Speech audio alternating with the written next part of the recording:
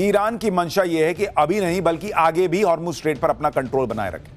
तभी तो पिछले दिनों उसकी संसदीय समिति ने उस प्रस्ताव को मान लिया जिसमें हॉर्मुज से गुजरने वाले जहाजों से तगड़ा टोल वसूलने की सिफारिश की गई थी। ईरान ने इस प्रस्ताव में यह भी साफ कर दिया है कि सिर्फ अमेरिका या इजरायली नहीं बल्कि उन देशों के जहाजों का भी हॉर्मुज से आना जाना बंद हो जिन्होंने ईरान पर आर्थिक प्रतिबंध लगाए। पर एक बात और समझिए, वो ये कि ईरान की हॉर्मुज को लंबे समय तक ब्लॉक करने की योजना वास्तव में मरीन ट्रांसपोर्ट में फ्रीडम ऑफ नेविगेशन के बुनियादी सिद्धांत के बिल्कुल विरोध है और लंबे समय तक हॉर्मुज को बंद रखकर वो दुनिया की नाराजगी मोल नहीं ले सकता। तब ईरान के लिए मुश्किलें और बढ़ जाएंगी।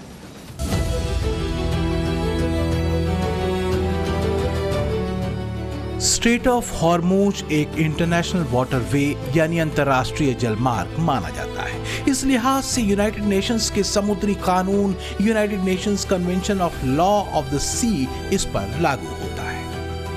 मतलब सीधा सा ये है कि हॉर्मुज स्ट्रेट के रूट पर फ्री नेविगेशन का सिद्धांत लागू है, यानी हॉर्मुज जैसे इंटरनेशनल स्ट्रेट में सभी देशों के जहाजों को ट्रांजिट पैसेज का अधिकार होता है। अब अगर ईरान स्ट्रेट ऑफ हॉर्मुज पर टोल वसूलने पर अड़ता है तो ये इंटरनेशनल कानून का उल्लंघन होगा। ऐसा करना फ्रीडम ऑफ नेविगेशन सिद्धांत पर चोट होगी, क्योंकि फ्रीडम ऑफ नेविगेशन में हर देश को आवागमन की स्वतंत्रता मिली हुई है। लिहाजा अगर ईरान ने हॉर्मुज स्ट्रेट में टोल वसूलना शुरू किया तो वो देश भी खिलाफ हो सकते हैं जो अभी ईरान के साथ हैं। यहां तक कि संभव है कि रूस और चीन भी ईरान का साथ न दें। तो क्या यही वजह है कि ब्रिटेन के प्रधानमंत्री कीर स्टारमर सैन्य क्षमताओं तक पर विचार करने को कह रहे हैं? ईरान युद्ध शुरू होने के बाद से यह रास्ता लगभग बंद ही रहा है। इस वजह से वैश्विक स्तर पर तेल और गैस की कीमतें आसमान छू रही हैं। अमेरिका ईरान के बीच इस्लामाबाद वार्ता फेल होने के बाद तेल गैस संकट के और ज्यादा गहराने का खतरा बढ़ गया है। एक्सपर्ट इसे तेल संकट के इतिहास में दर्ज 3 ऑयल क्राइसिस से भी बड़े होने की भविष्यवाणियां कर चुके हैं। ऐसा नहीं है कि ऑयल क्राइसिस अभी हुआ है। इतिहास में युद्धों के कई ऐसे चैप्टर रहे हैं जिनमें ऑयल क्राइसिस का जिक्र है। दुनिया में पहला ऑयल संकट 1973 में देखा इजराइल में हुए योम किप्पूर वॉर के बाद, जब इजराइल के खिलाफ सीरिया और इजिप्ट ने जंग छेड़ दी थी। इस युद्ध में यूनाइटेड स्टेट्स और कुछ पश्चिमी देशों ने इजराइल का समर्थन किया। इस युद्ध में अरब देश बुरी तरह से हारे। इस हार से बौखलाए ओपेक देशों ने उन देशों को तेल देना बंद कर दिया जिन्होंने इजराइल का समर्थन किया था। नतीजा यह हुआ कि तेल की कीमतों में 4 गुना तक बढ़ोतरी हो गई, जिससे भारत का तेल आयात महंगा हो गया था और इसका असर लोगों की रोजमर्रा की जिंदगी पर पड़ा था। इसके बाद 90 के दशक का खाड़ी युद्ध, वो तो आपको याद ही होगा, तब भी तेल संकट गहरा गया था जिसका बुरा असर दुनिया की इकोनॉमी पर पड़ा था। इतिहास की तारीखों को पलटें तो तेल संकट ने पहले भी 3 बार दुनिया में खलबली मचाई है। पहले तेल संकट 1973 में हुआ था, इजराइल पर थोपे गए युद्ध के बाद, जिसे योम किप्पूर युद्ध कहते हैं। दूसरा तेल संकट 1979 में दुनिया ने झेला ईरान में इस्लामिक क्रांति के बाद, और तीसरा ऑयल क्राइसिस हुआ था 1990-91 के बीच खाड़ी युद्ध के दौरान। तेल संकट के तीनों ही दौर में ग्लोबल इकोनॉमी धराशायी हुई थी, महंगाई और बेरोजगारी चरम पर पहुंच गई थी। तो जरा इतिहास में दर्ज पहले तेल संकट के बारे में समझिए। वो दौर अक्टूबर 1973 का था, जब मिस्र और सीरिया ने मिलकर इजराइल पर हमला किया था। यह हमला तब किया गया था जब इजरायली अपना पवित्र योम किप्पूर पर्व मना रहे थे। इसी वजह से इस युद्ध को योम किप्पूर युद्ध भी कहा जाता है। इस युद्ध में अमेरिका ने इजराइल की मदद की थी। हालांकि युद्ध इजराइल ने ही लड़ा और अरब देशों की बुरी तरह हार हुई।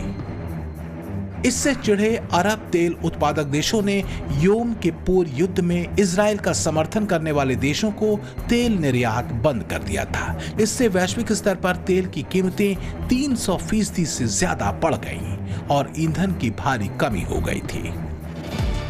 70 का दशक भी अस्थिरता से भरा था। ईरान में राज सत्ता के खिलाफ इस्लामिक गोलबंदी विद्रोह का रूप ले रही थी। अयतुल्लाह खुमैनी के इस्लामिक लाइन और शियाओं के इस्लामिक राष्ट्रवाद ने क्रांति की चिंगारी फैलाई। नतीजा ये हुआ कि ईरान के अंतिम शाह मोहम्मद रजा पहलवी, जिन्हें इस्लामिक क्रांतिकारी अमेरिका का पिट्ठू कहते थे, सत्ता से बेदखल हुए। उन्हें अमेरिका भागना पड़ा और ईरान में कट्टरपंथी इस्लामिक राज की स्थापना हुई। इस दौरान दूसरा तेल संकट दुनिया को झेलना पड़ा, क्योंकि ईरानी तेल उत्पादन में गिरावट आई थी। 1979 से 80 के बीच ये दूसरा बड़ा संकट था। इससे कच्चे तेल की कीमतें दोगुनी से ज्यादा हो गईं, जिससे वैश्विक आर्थिक मंदी और 1980 के दशक की शुरुआत में भारत समेत दूसरे देशों में महंगाई बढ़ी। इसके बाद आया तीसरा तेल संकट।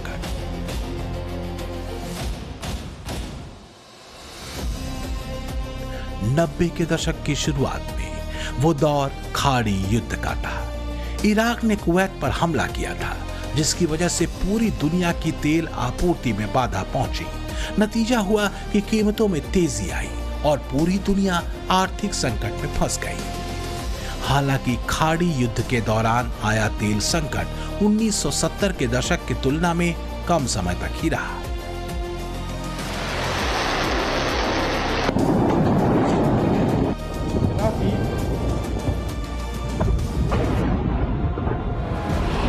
तो क्या ईरान युद्ध और होर्मुज के ब्लॉक होने पर यही नियम लागू होता है?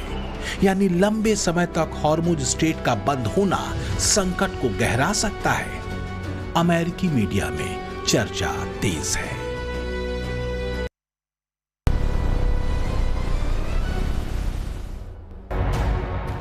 जोखिम सिर्फ एक देश के लिए नहीं है, बल्कि पूरी दुनिया के लिए है।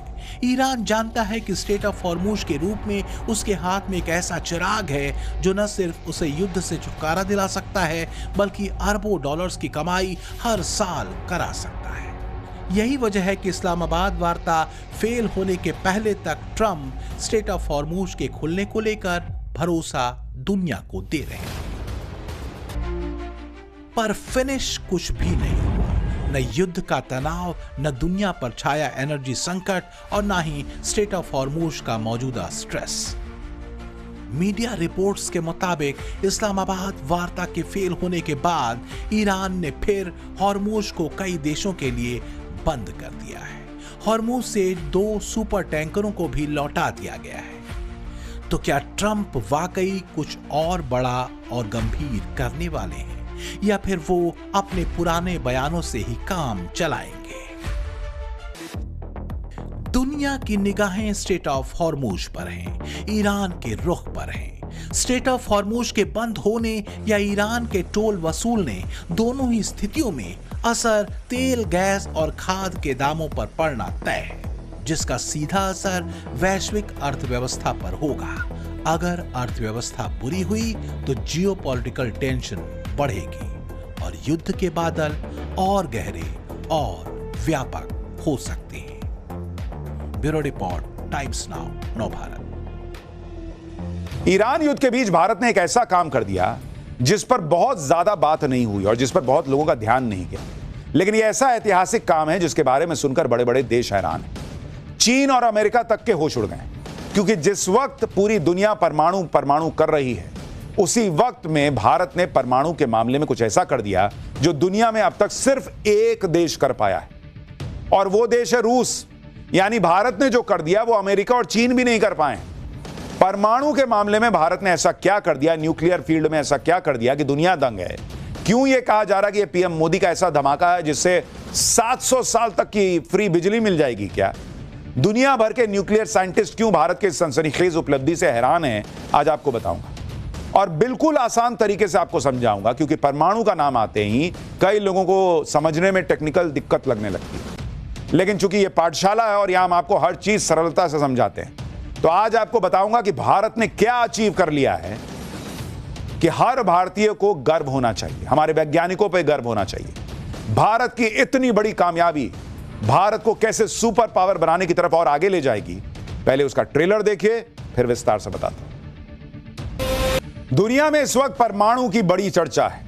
कहीं परमाणु बम तो नहीं गिर जाएगा, कहीं परमाणु युद्ध तो नहीं हो जाएगा, न्यूक्लियर बॉम्ब कहां है, क्या है, नहीं है, परमाणु संवर्धन तो नहीं कर रहा ईरान। इस तरह की बहुत सारी हेडलाइंस, चर्चाएं आपने सुनी होंगी। अमेरिका ने ईरान पर अटैक का एक बहाना यह भी बनाया था कि ईरान यूरेनियम का एनरिचमेंट करके एटम बम बनाने लगा है। लेकिन जिस वक्त दुनिया परमाणु से बनने वाले बम की बातें कर रही, उसी वक्त भारत ने परमाणु से बनने वाली बिजली के मामले में क्या गजब काम कर दिया, वो आज आपको दिखाने जा रहा हूं। भारत ने प्रोटोटाइप फास्ट ब्रीडर रिएक्टर यानी PFBR में क्रिटिकलिटी हासिल कर ली। अब आप कहेंगे ये क्या बला है बॉस? अरे बताऊंगा अभी सब कायदे से। तमिलनाडु के कलपक्कम रिएक्टर में यह कमाल हुआ है। यह रिएक्टर क्रिटिकलिटी स्टेज पर पहुंच गया है, जिसका मतलब क्या है वो आपको पहले समझना चाहिए। यह स्वदेशी 500 मेगावाट का रिएक्टर है, जो जितना ईंधन इस्तेमाल करता है उससे अधिक ईंधन पैदा करने में सक्षम है। यानी भारत के पास ऐसा न्यूक्लियर रिएक्टर हो गया है जिसे जितने फ्यूल की जरूरत होगी उससे ज्यादा फ्यूल वो बना सकता है। समझ रहे हैं बात को? कि मतलब आप जितना उसमें ईंधन डालेंगे उससे ज्यादा एनर्जी वो पैदा करेगा।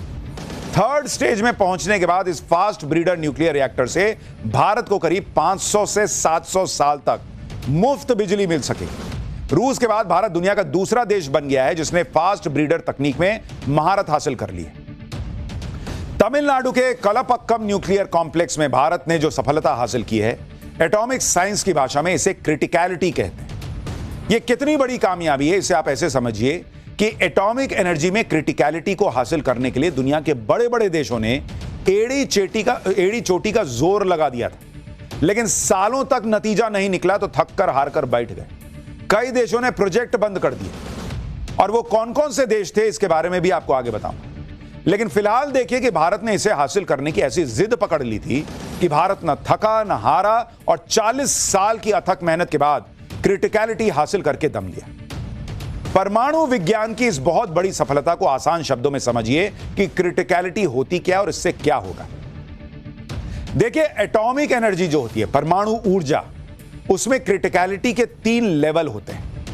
पहला लेवल जिसे सब क्रिटिकल कहते हैं, इसमें चेन रिएक्शन खुद से नहीं चल पाता, इसे चलाना पड़ता है। यानी आपने उसमें जो है मान लीजिए यूरेनियम डाला, और जो चेन रिएक्शन होता है, मतलब एक के बाद एक चीजें उसमें होती चली जाती हैं, वो बार बार आपको फ्यूल डालने की उसके लिए जरूरत पड़ती है। इसको स्टेज 1 कहते हैं, सब क्रिटिकल। यहां आप इसे समझ लीजिए कि न्यूक्लियर रिएक्टर यूरेनियम से चलते हैं। यूरेनियम फ्यूल की तरह इस्तेमाल किया जाता है, जिसे तोड़कर बिजली पैदा की जाती है। न्यूक्लियर रिएक्टर में यूरेनियम लगातार टूटते रहते हैं और इसी को चेन रिएक्शन कहते हैं, मतलब आया टूटा आया टूटा आया टूटा चलता रहता है, इसी से बिजली बनती है। तो ये सब क्रिटिकल लेवल तो हमने पहले ही अचीव कर लिया था। दूसरा लेवल है क्रिटिकल लेवल, जो अब हमने अचीव किया है। इस लेवल में चेन रिएक्शन खुद से होता रहता है और स्थिर होता है, यानी इसमें बार बार फ्यूल डालने की जरूरत नहीं पड़ती, क्योंकि इस लेवल पर रिएक्टर खुद ही फ्यूल बनाने लगता है। इसी लेवल को हमने अब अचीव करके बहुत बड़ी कामयाबी हासिल की है, जिसके लिए 40 साल भारत ने मेहनत की। और तीसरा लेवल वो होता है सुपर क्रिटिकल, यानी चेन रिएक्शन बहुत तेजी से चलने लगता है।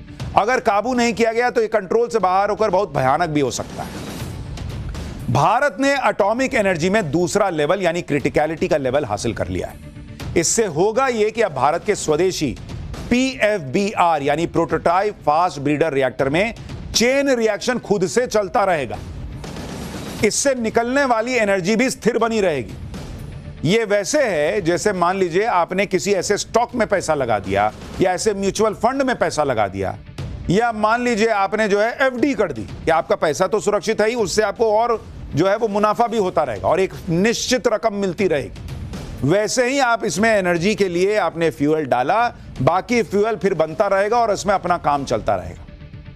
यह कैसे होगा अभी बताऊंगा। सबसे बड़ी बात कि चेन रिएक्शन के लिए रिएक्टर में बार बार यूरेनियम नहीं डालना पड़ेगा। एटॉमिक एनर्जी में क्रिटिकलिटी हासिल करने के बाद ही किसी परमाणु रिएक्टर से बिजली बनाने की प्रक्रिया शुरू होती है। इसलिए भारतीय वैज्ञानिकों के लिए यह बहुत बड़ी सफलता है, और इसी के साथ भारत ने परमाणु ऊर्जा के क्षेत्र में आत्मनिर्भरता की तरफ कदम बढ़ा दिया है। आत्मनिर्भरता का मतलब क्या है इस मामले में? बिजली बनाने के लिए जिस तरह का रिएक्टर भारत बना रहा है, उसमें यूरेनियम पर निर्भरता अब कम हो जाएगी, क्योंकि अभी भारत को न्यूक्लियर रिएक्टर से बिजली बनाने के लिए दूसरे देशों से पहले यूरेनियम लाना पड़ता है। देखिए यूरेनियम क्या है, जो आप सुन रहे थे ना कि ईरान यूरेनियम संवर्धन कर रहा है। यूरेनियम एक सिल्वर व्हाइट कलर का भारी धातु होता है, मेटल, जो कि रेडियो एक्टिव होता है। इसका इस्तेमाल न्यूक्लियर रिएक्टर में न्यूक्लियर रिएक्शन करने के लिए होता है। इसी न्यूक्लियर रिएक्शन से बिजली बनाई जाती है। कई लोग हथियार बनाते हैं, लेकिन भारत बिजली बना रहा है। भारत के पास यूरेनियम सीमित मात्रा में, ग्लोबल आउटपुट का 2% से भी कम हिस्सा भारत के पास है। भारत अपने यूरेनियम की आवश्यकता का 70% आज की डेट में इंपोर्ट करता है। अब आप